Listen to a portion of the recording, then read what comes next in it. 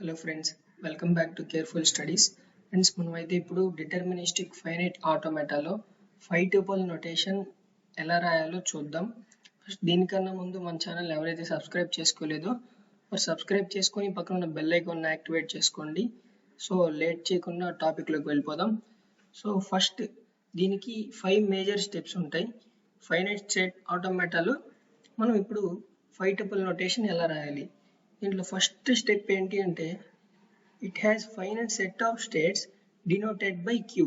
అంటే దీంట్లో మనం ఏవైతే స్టేట్స్ యూజ్ చేస్తామో ఒక మోడల్ని కన్స్ట్రక్ట్ చేయడానికి, సో దాన్ని క్యాపిటల్ క్యూతో రిప్రజెంట్ చేస్తాం.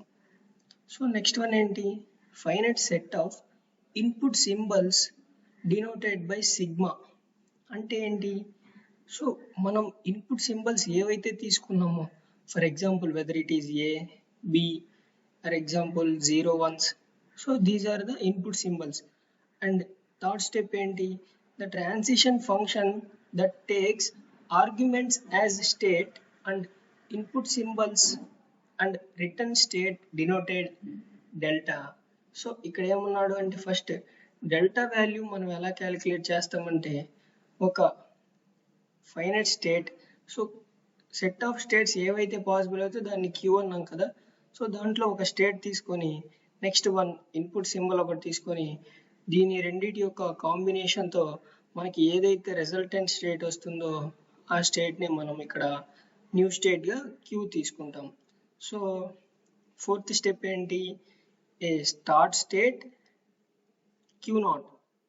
సో క్యూ నాట్ అనేది స్టార్ట్ స్టేట్ అయితే one of the states in Q. So క్యూలో కొన్ని సెట్ ఆఫ్ స్టేట్స్ ఉన్నాయి. For example Q0, Q1, Q2. So మనం స్టార్ట్ స్టేట్గా Q0ని తీసుకుంటాం. సో ఫోర్త్ స్టెప్ ఏంటి, స్టార్ట్ స్టేట్ ఏదైతే తీసుకున్నామో దాన్ని రిప్రజెంట్ చేయాలి. So fifth step, a set of final or accepting states denoted by the symbol F. So ఇక్కడ ఏమన్నాడు, మనం ఏదైతే ఫైనల్ స్టేట్ తీసుకున్నామో ఆర్ దాన్ని యాక్సెప్టింగ్ స్టేట్ అంటాము, వాటిని రిప్రజెంట్ చేయడానికి మనం ఎఫ్ అనే సింబల్ యూజ్ చేస్తాం. సో దీని మీద ఒక ఎగ్జాంపుల్ చూద్దాం. 5 ట్యూపుల్ నొటేషన్ అసలుకి ఎలా రాయాలి అంటే ఎలా చేయాలి అనేది మీకు ఒక ఐడియా వస్తుంది. సో ఫస్ట్ వన్ ఏంటి, construct DFA which accepts all the strings contains double one as substring over sigma equals to 0, 1. So sigma value 0, 1 అని చెప్పేసి క్వశ్చన్లో మెన్షన్ చేశారు. సో డబల్ వన్ అనేది మన స్ట్రింగ్లో ఉండాలి. అంటే దీనికి సపోర్ట్ చేసే లాంగ్వేజ్ ఏంటి, సో సపోర్ట్ చేసే లాంగ్వేజ్ మనం ఫస్ట్ ఇంప్లిమెంట్ చేసుకుంటే దాని ప్రకారం మనం చేసుకోవచ్చు. సో మినిమం స్ట్రింగ్ ఏంటి, మినిమం స్ట్రింగ్ వచ్చేసి 1. సో మినిమం స్ట్రింగ్ 1 అంటే ఇంకా ఏం పాసిబుల్ అవుతాయి, సో ఐ థింక్ 110 కూడా పాసిబుల్ అవుతుంది, ఎందుకంటే 11 అనేది సబ్ స్ట్రింగ్ కాబట్టి. సో అలానే 011 కూడా సాటిస్ఫై అవుతుంది, ఎందుకంటే 11 అనేది దీంట్లో సబ్ స్ట్రింగ్ కదా. సో నెక్స్ట్ ఏంటి ఇంకా, సో ఇలా చాలా పాసిబుల్ వాల్యూస్ అయితే ఉంటాయి. సో 11 అనేది మనకి దీంట్లో ఒక సబ్ స్ట్రింగ్ లాగా ఉండాలి, లేదంటే ఒక కంటైన్స్ అంటే దాంట్లో ఉంటే సరిపోతుంది. 11 అనేది కాన్సిక్వెంట్గా అంటే సైమల్టేనియస్ ఒకటి తర్వాత ఒకటి రావాలి. సో దీనికి ఒక డయాగ్రామ్ డ్రా చేద్దాం, మీకు ఒక క్లారిటీ వస్తుంది.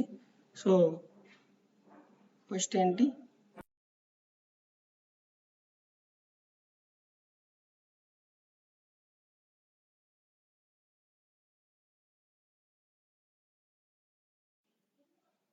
సో స్టార్టింగ్ స్టేట్ ఏంటి, స్టార్టింగ్ స్టేట్ వచ్చేసరికి Q0. Next state, next for suppose ఇప్పుడు మనకి ఇక్కడ Q0 దగ్గర మనకి 1 వచ్చింది అంటే నెక్స్ట్ స్టేట్కి వెళ్ళమని చెప్పేసి రిప్రజెంటేషన్ చేసాం. సో ఆ స్టేట్ ఏంటి, Q1. సో మనకి Q1 దగ్గర కూడా 1 వచ్చింది అంటే అనదర్ స్టేట్. సో అది ఆ స్టేట్ నేమ్ ఏంటి, Q2. సో మనమైతే ఇప్పుడు మనం మినిమం స్ట్రింగ్ ని ప్రాసెస్ చేసాం. సో దీన్ని ఫైనల్ స్టేట్ గా డిక్లేర్ చేసుకోవచ్చు. దీన్ని ఫైనల్ స్టేట్ అంటాం. సో మనం ఇప్పుడు ఇక్కడ ఒక 1 ప్రాసెస్ అయింది, ఇక్కడ ఒక 1 ప్రాసెస్ అయింది. సో అంటే మనం మినిమం స్ట్రింగ్ ని కంప్లీట్ చేసాం.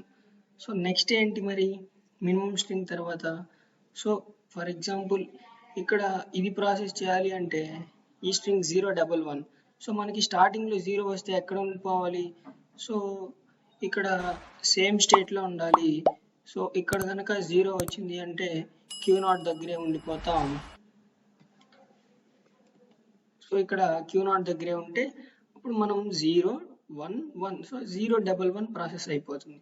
సో అదే విధంగా మనకి ఇక్కడ 1 దగ్గర కూడా వచ్చింది అంటే సో అప్పుడు ఏమవుతుంది? ఫర్ ఎగ్జాంపుల్ మనం 10 వచ్చింది అంటే ఇంకా మనకి ఏం రావాలి?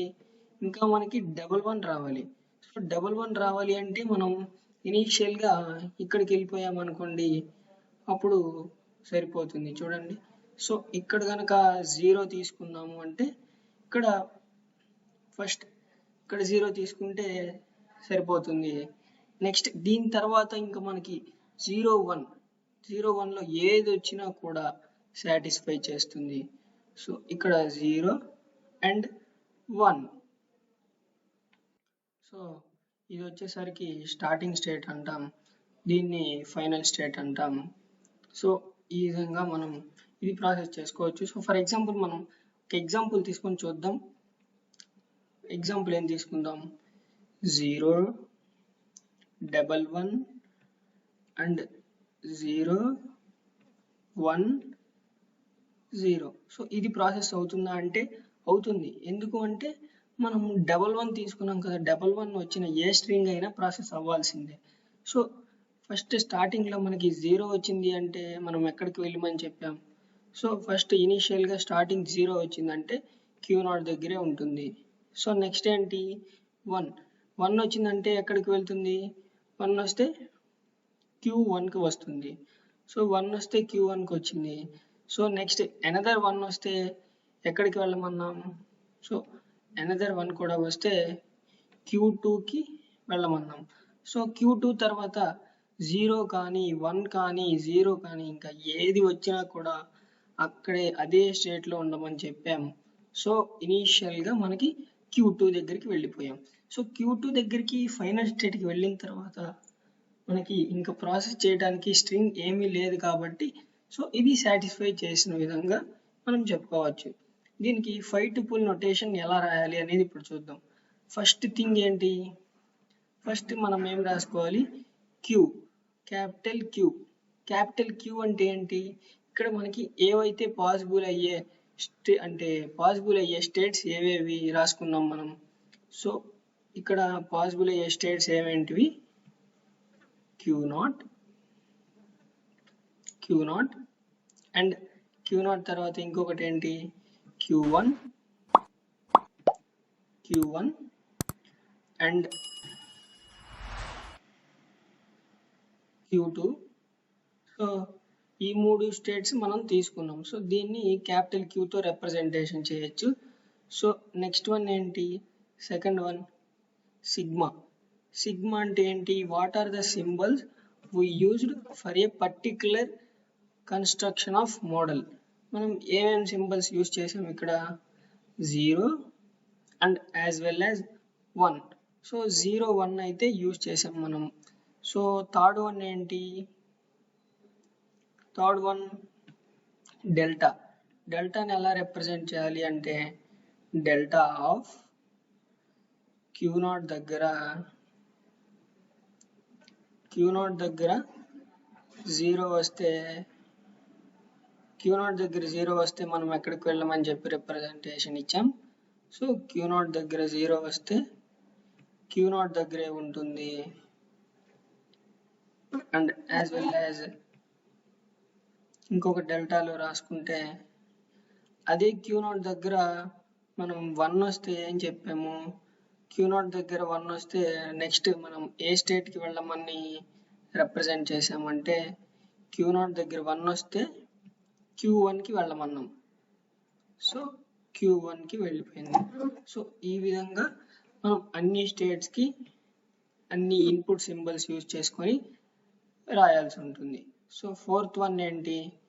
సో ఫోర్త్ వన్ వచ్చేసరికి what is the starting state we used, అంటే స్టార్టింగ్ స్టేట్ ఏం తీసుకున్నాము అనేది ఇక్కడ రిప్రజెంటేషన్. స్టార్టింగ్ స్టేట్ ఏంటి? Q0. So Q0 is equals to Q0, అంటే Q0తో కనే కదా మనం రిప్రజెంట్ చేసేది. సో మన ఇనిషియల్ స్టేట్ కూడా Q0 కదా. సో Q0 తీసుకుంటాం. ఫైనల్ స్టేట్ ఏంటి? సో ఫిఫ్త్ వన్ ఫైనల్ స్టేట్ని మనం ఏ సింబల్తో రిప్రజెంట్ చేస్తాం? క్యాపిటల్ Fతో రిప్రజెంట్ చేస్తాం. So final state equals to, final state ఏంటి మన మోడల్లో? ఫైనల్ స్టేట్ వచ్చేసరికి Q2. సో Q2ని ఫైనల్ స్టేట్గా తీసుకున్నాం. సో దీనికి మనం ఒక టేబుల్ కన్స్ట్రక్ట్ చేయాల్సి ఉంటుంది. ఆ టేబుల్ ఏంటి అంటే, సో 0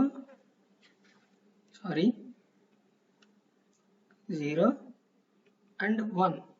మనం ఇక్కడ ఏమేమి స్టేట్స్ అయితే తీసుకున్నామో అవి రాసుకుంటాం. అది వచ్చేసి Q0 అండ్ Q1 అండ్ ఫైనల్గా ఇంకొక స్టేట్ ఏంటి? Q2. సో మనం ఇనీషియల్ స్టేట్ని స్టార్టింగ్ యారోతో రిప్రజెంట్ చేస్తాం. ఫైనల్ స్టేట్ని వచ్చేసరికి స్టార్తో రిప్రజెంట్ చేస్తాం.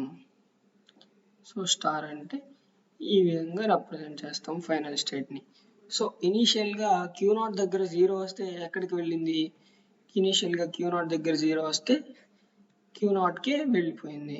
సో Q0 దగ్గర 1 వస్తే Q1కి వచ్చింది. Q0 దగ్గర 1 వస్తే Q1కి వచ్చింది.